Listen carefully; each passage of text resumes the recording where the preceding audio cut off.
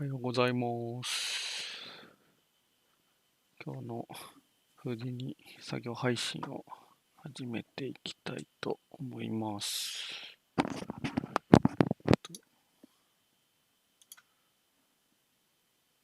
今日はエンタグマさんの作例をやっていきたいと思います。作るのはこんなやつですね。When we always ramble on about using a VFX tool or VFX techniques to create more abstract artwork, what do we actually mean? Let me give you a quick example with this setup here, which used to be my first or second ever setup I did in Houdini. And as you'd expect, it's really simple, straightforward, it doesn't involve scripting, so let's go. What this is it's actually a sphere. では、Houdiniに切り替えてやっていきたいと思います。今回はバージョン 18.5 です。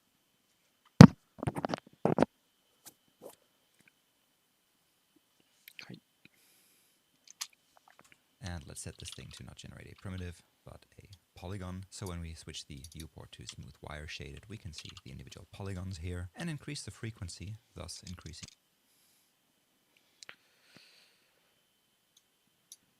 やっぱエンタグマ早いな。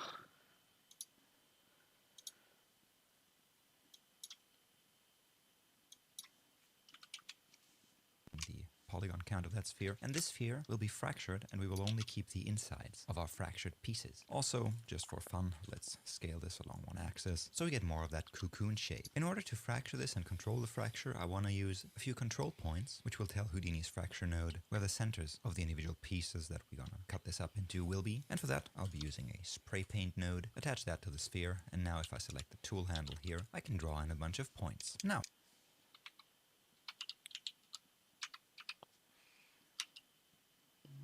ノード使ったことない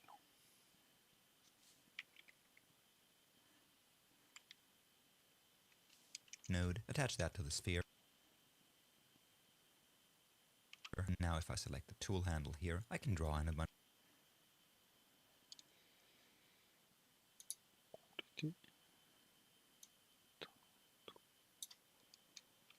of points. Now I'll drop down the Voronoi fracture node, and this has two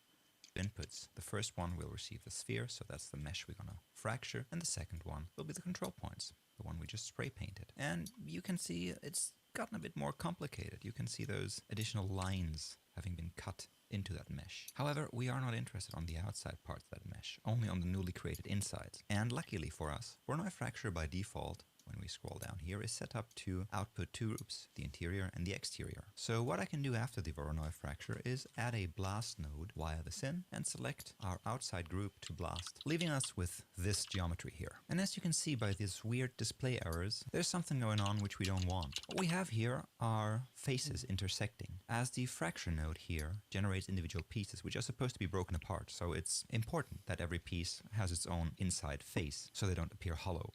However, if we only want those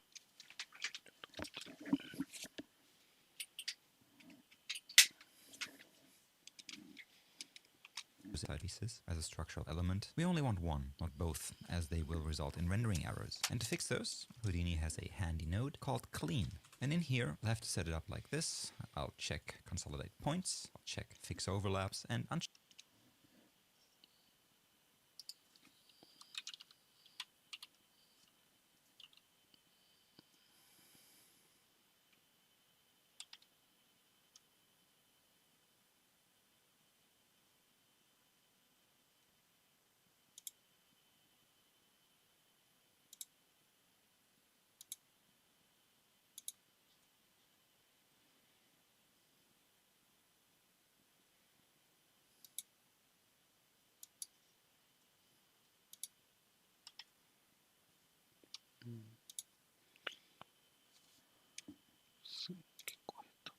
uncheck delete overlap pairs. And now if we compare that to the blast before and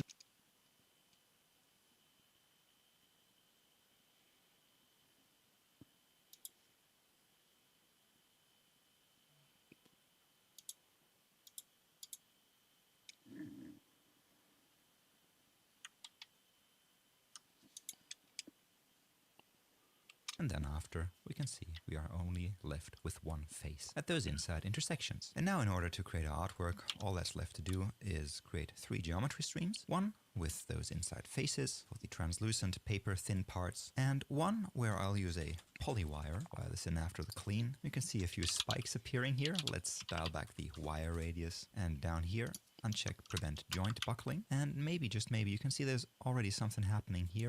However, the normals are a bit weird, so that's why we're only seeing the back faces of this polywire here.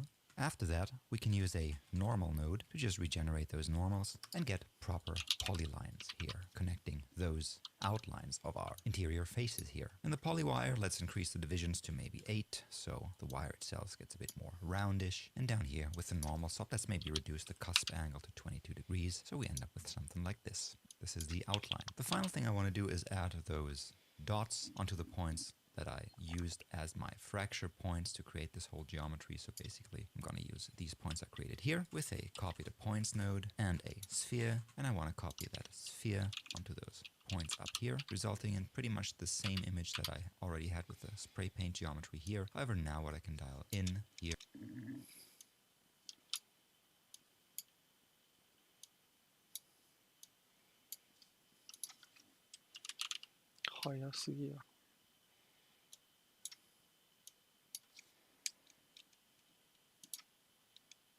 here with the uniform scale of the sphere is the size of those individual spheres that I'll scatter onto. Or I could use totally different geometry, like the pig head or the rubber toy. So now let's give those 3 materials, different materials that is, by dropping down a material node and copying and pasting this twice. One goes to the polyline here, the other one goes in after the clean, so that's this one here, and the third one goes in after the copy to points, it's this one here.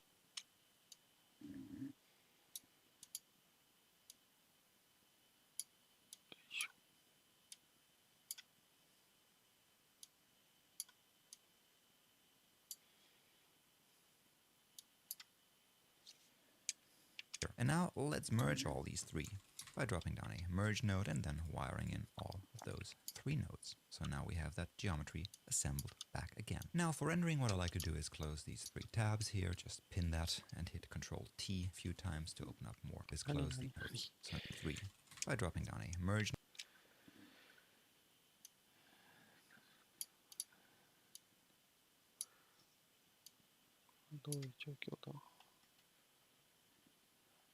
ワイヤーと面ともともとのスプレーペイントで作ったスフィアの生成ね。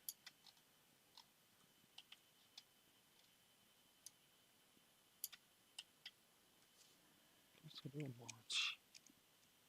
Node and then wiring in all of those 3 nodes. So now we have that geometry assembled back again. Now for rendering, what I like to do is close these 3 tabs here, just pin that and hit Ctrl T a few times to open up more tabs up here. I'm going to set 1.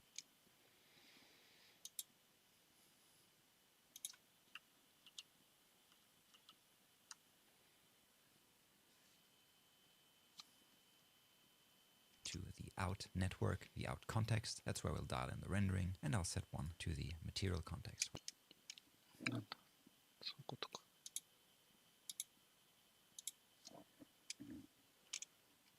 Materials. In here, I'm going to create 3 or maybe 4 materials using the principal shader, which is side effects implementation of the Disney shader model. Again, let's copy and paste this one 3 times, so I'll end up with 4 shaders. And if I select all, hold down A and just draw a line. あれなんだこれ。P できができた。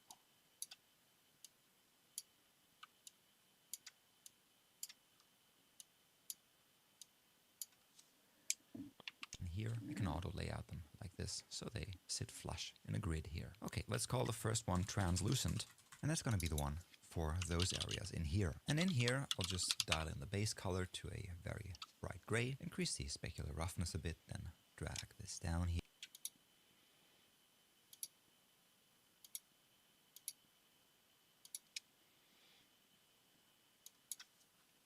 And the transparency, and I think we can leave the rest of here. I'll just dial in the base color to a very bright gray, increase the specular roughness a bit, then drag this down here, and then the transparency, and I think we can leave the rest as is. The only thing I want to do is under opacity, I want to dial back the opacity. I think we can leave roughness a bit, then drag this down here, and then the transparency, and I think we can leave the rest as is. The only thing I want to do is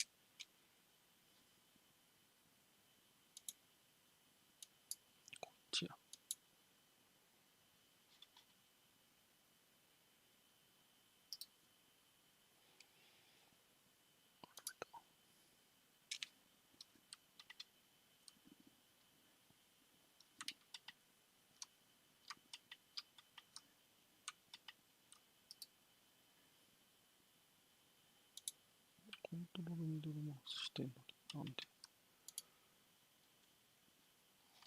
戻ったか。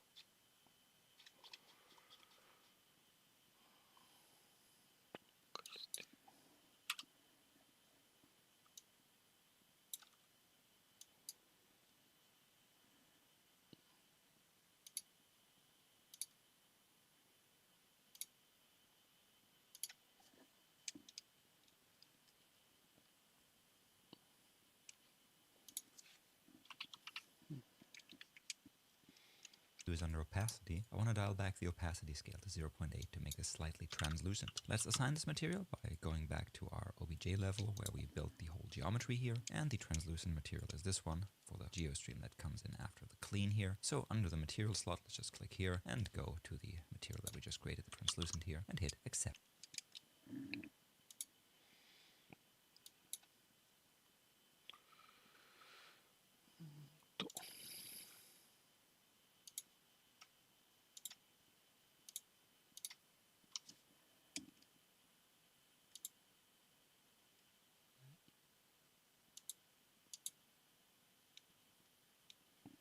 マットってフルパスしかできないの？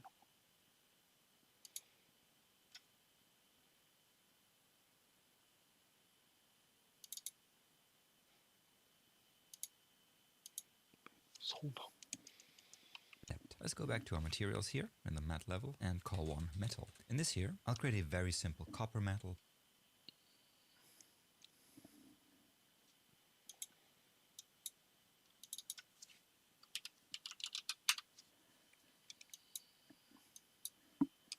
By dialing in the base color to very light red, I think, maybe something like this, and want to set the roughness.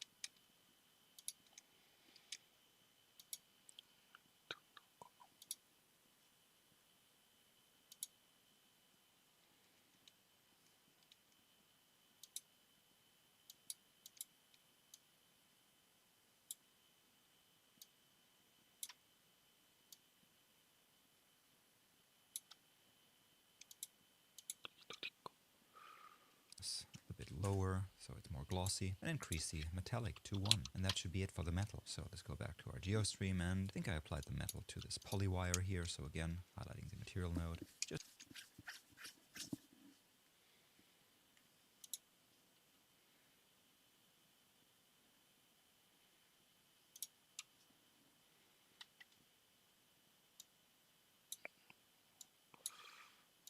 全然気づいてなかった。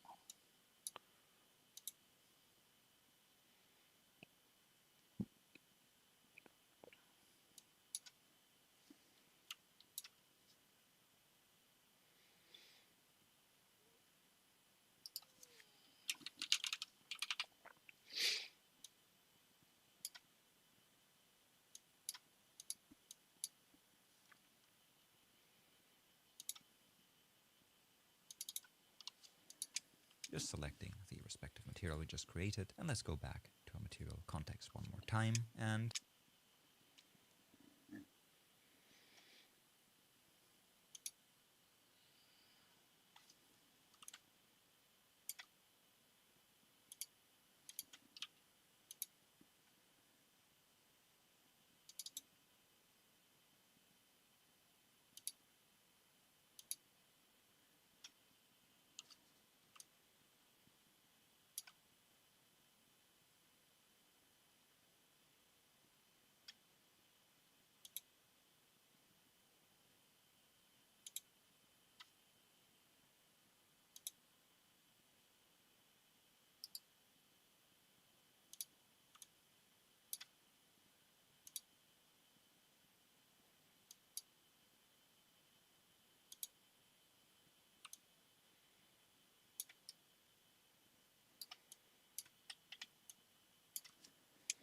And these last two shaders, let's call one glass and one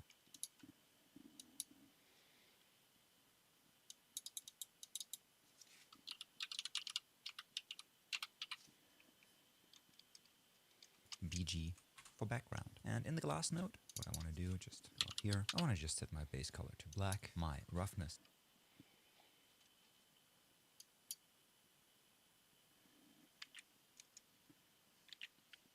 and the last two shaders, let's call one glass and one BG for background. And in the glass node, what I want to do, just go up here, I want to just set my base color to black, my roughness to be 0, my index of refraction, I'm going to increase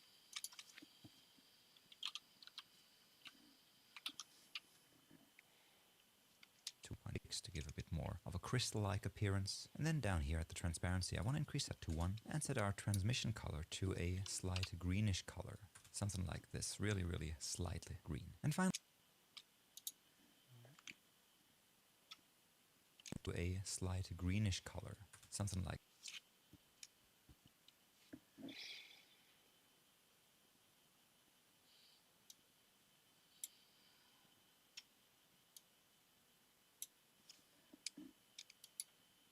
this, really, really slightly green. And finally, for our background color, I'll just dial this into a really, really dark gray. Maybe let's start off with something like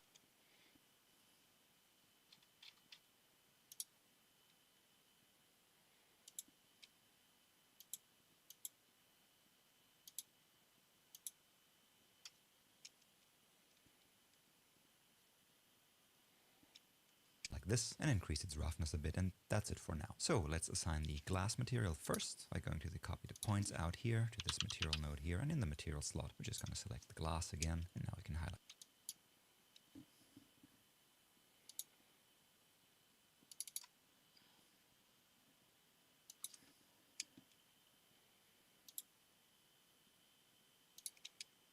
Merge, and all those materials should be coming through. At least the viewport hints at the material that we assigned for each of those geometries. Let's go up one level here and add a camera by control clicking on the camera. Let's make sure it's locked.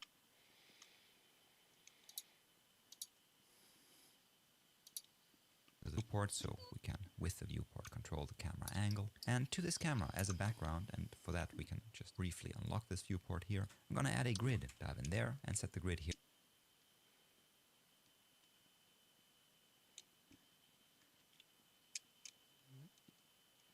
That can just briefly unlock this viewport here. I'm going to add a grid, dive in.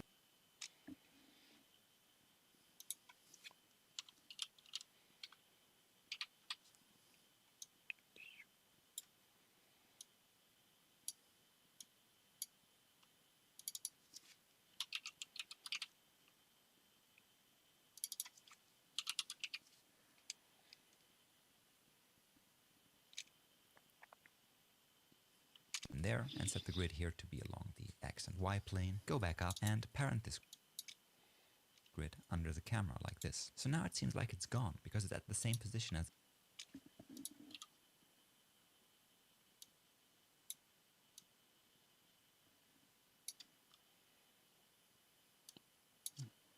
the camera currently. To fix that in the grid, I'll just translate it along the Z-axis in a negative direction to maybe -20 for now. And now I can see I have to scale this up a bit along the X-axis to maybe 1.7. And now on here on the grid, in the render tab, I can assign the material that I created for it, the BG, the background.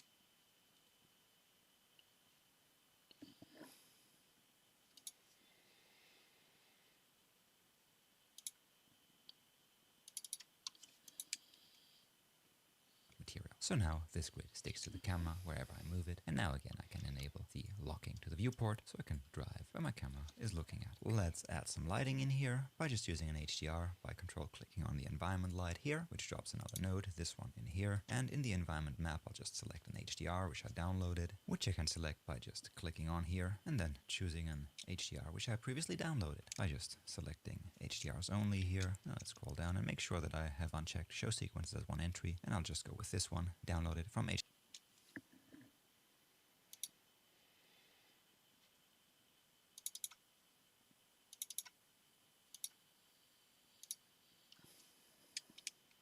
HDRI Haven. I want to increase its intensity a bit. Already prepared that, figured that out. Let's save this. And in our out context, let's drop down a mantra node, which is Houdini's built-in render engine. And I think soon Houdini's new rendering engine called Karma will be at a stage where we can use it for production. However, currently I'm still a bit hesitant, so I'll go with mantra instead, which is a bit more old school and a bit slower. But in this case, let's just use it here. And up here in the mantra properties under rendering, I want to go to the limits tab here and increase the diffuse limit to maybe 2, giving this a few diffuse bounces, enabling GI. And that's about it. Let's save this, go to our render view here and hit render. And after a while, mantra starts rendering and you can see those buckets refining your image. And if you want to focus those buckets on a certain region, all you have to do is just click and hold the left mouse button in here. And you can see you can kind of paint those buckets to an area which you want to see quicker. And if you don't want that, you just let go of the left mouse button. So that is a throwback Monday, one of my very first setups in Houdini, and hopefully one that starts your appetite for generative art, procedural design, algorithms maybe. And as I mentioned in the beginning, when we talk about using VFX tools for more abstract setups, more abstract artwork, this is what we're talking about. Because by default, you would use the Voronoi fracture to create massive large-scale destruction, such as crumbling skyscrapers, falling rocks, concrete walls being torn down, stuff like that. However, as we come more from a design, advertising, artsy background maybe, we're interested more in these use cases for those techniques, where you create something different, using the same algorithms that usually you would suspect behind the VFX, on a big show like a huge series or a blockbuster movie. Hope you had fun with this quick one today, and if you like what we're doing, want to support us, or even want to learn more through in-depth courses, consider becoming a patron of ours and supporting us. And a huge thank you goes out to everyone already supporting us, with a very special thank you to Rodeo Effects, Important Looking Pirates, Sean Edwards, Chris Hebert, and Rafik Anadol. Thanks so much for supporting us, folks.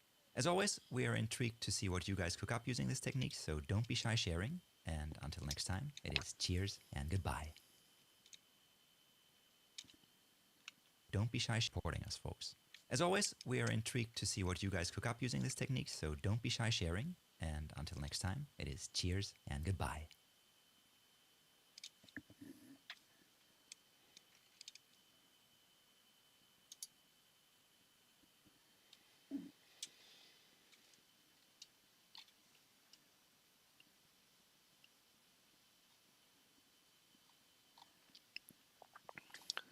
なるほど。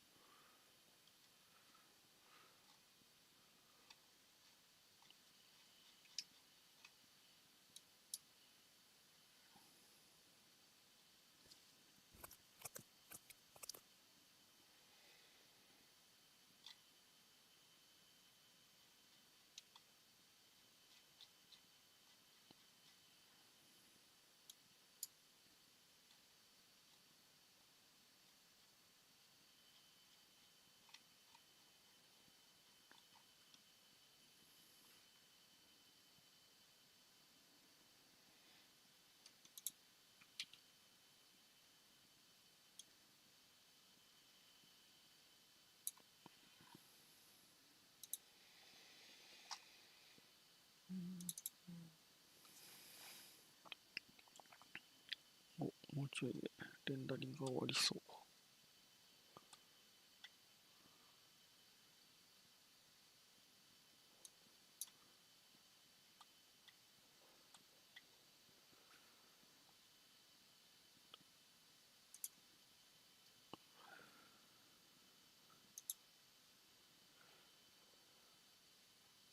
はい。というわけで、短めの動画でしたが、レンダリングまでやってみました。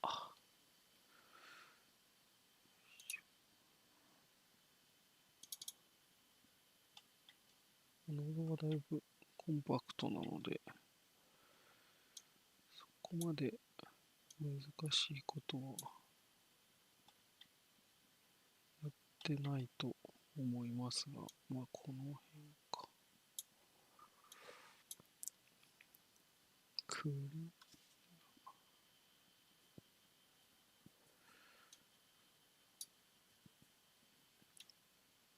スプレーペイントはボロ乗りをするための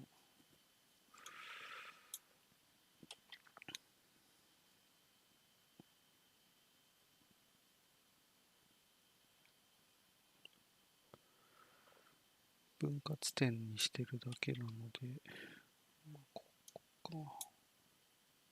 これ。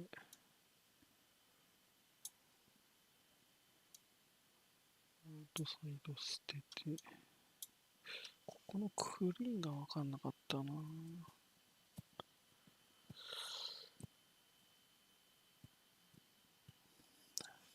ちょっとこのクリーンで何したかは、もうちょっと動画を見返して理解を深めたいなとは思います。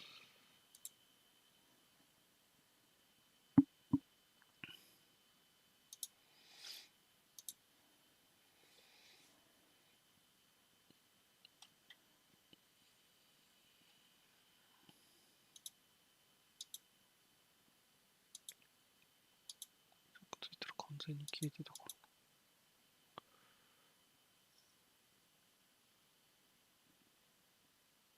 コンソリデート。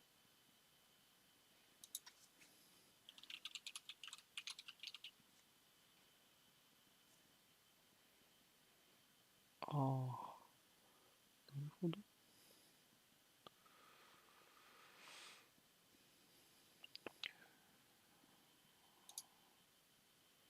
フューズと近いようなことやってんのかな。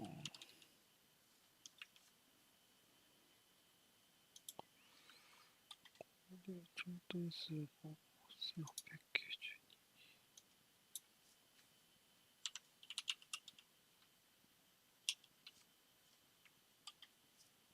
3518。なんか、フューズと近いようなことはやってそうだな。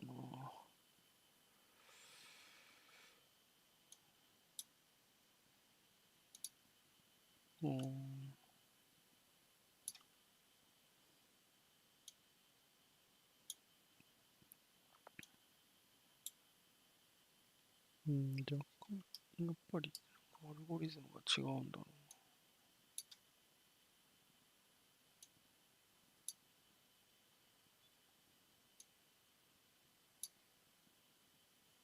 わからん。違いがあまりわからん。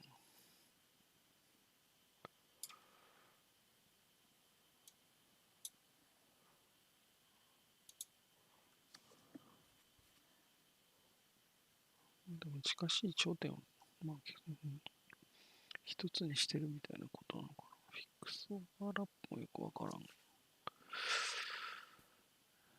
エリートポリゴン、リッチオーバーラップ。これも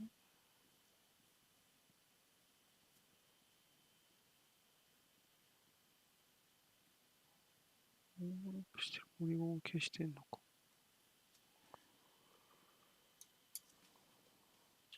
オーバーラップってそもそも。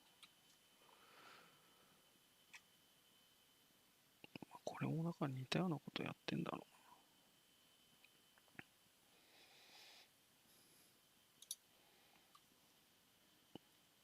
こっから行くと、この時点だと多分ぐちゃっとなるんだよな。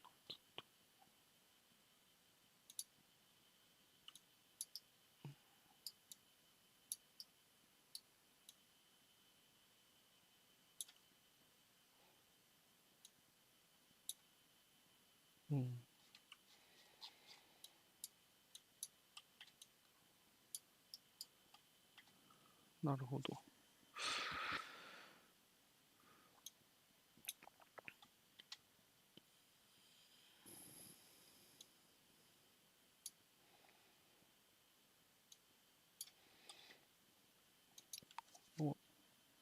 当然プロシージャルだとすると、ラバートイとか使ってみるか。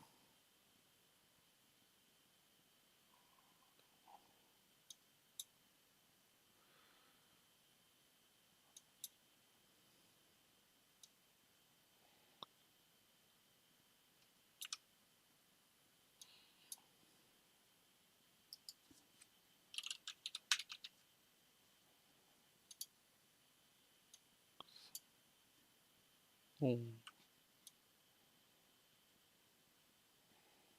なるほど。そこまで破綻はしないんだ。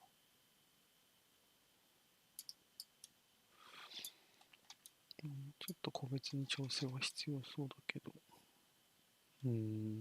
なるほどね。